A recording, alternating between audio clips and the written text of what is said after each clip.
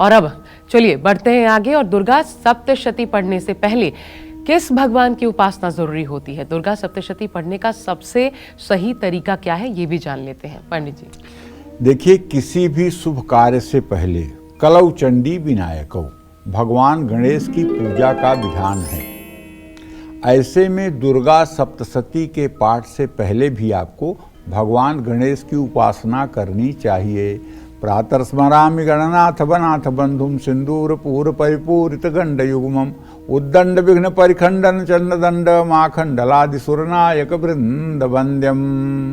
ओम गणानान्त्वा गणपति गंगवामहे प्रियाणान्त्वा प्रियपति गंगवामहे निधीनान्त्वा निधिपति गंगवामहे वशो मम आहम जानी गर्भधमा तुम जासी गर्भधम गणपतये नमः।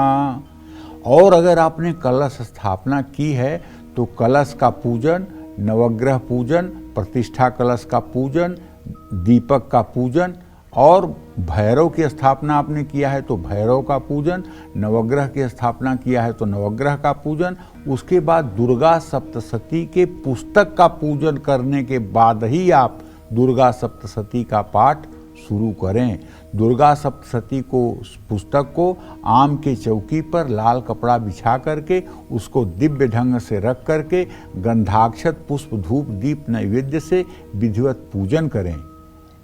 इसके बाद अपने माथे पर तिलक लगाकर पूर्व दिशा की ओर मुंह करके तत्व शुद्धि के लिए 4 बार आचमन करें।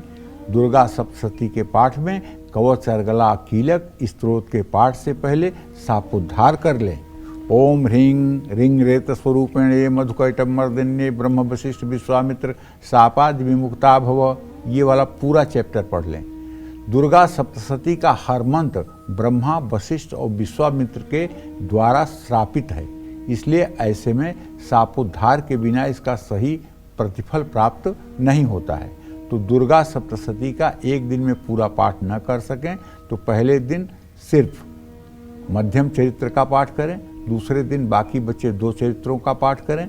दुर्गा सप्तशती में दिव्य अथर्व शीर्ष स्तोत्र का नित्य पाठ करने से वाक सिद्धि होती है।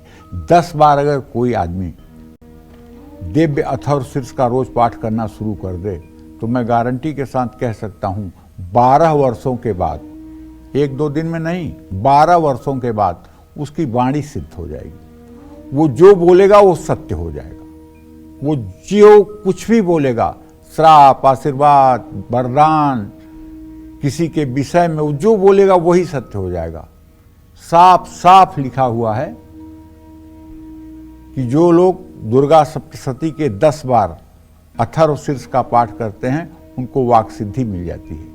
भौमा अश्विन्याम महादेवी सन्निधौ जपत्वा महामृत्युम तरत स महामृत्युम तरत यह वेद इत्युपनिषद।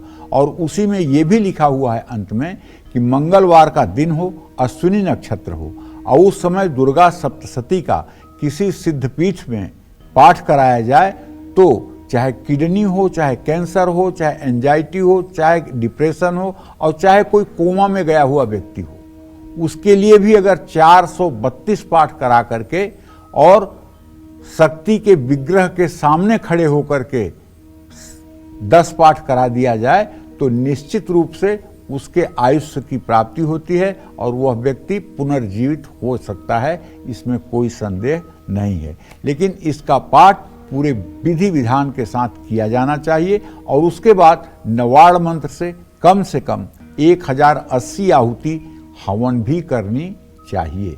जय मां विंध्यवासिनी।